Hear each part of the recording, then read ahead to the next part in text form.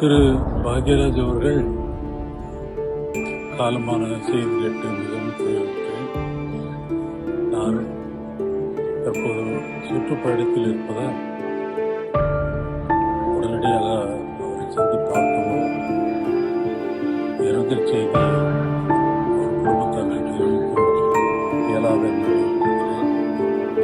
என்னுடைய ஆரம்ப காலத்தில் பழகிய பாக்யராஜ் அவர்கள் கேட்டு வருந்துகிறேன். ஸ்கிரீன் பிளேயரை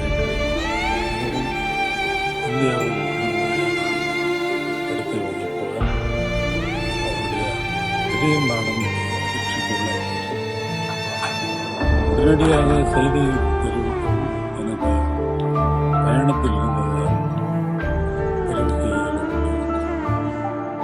அவரை இழந்து வருந்தும் திருமதி பூர்ணிமா பாக்யராஜ் குடும்பத்தாருக்கும் மற்றும் நண்பர்களுக்கும் என்னுடைய ஆழ்ந்த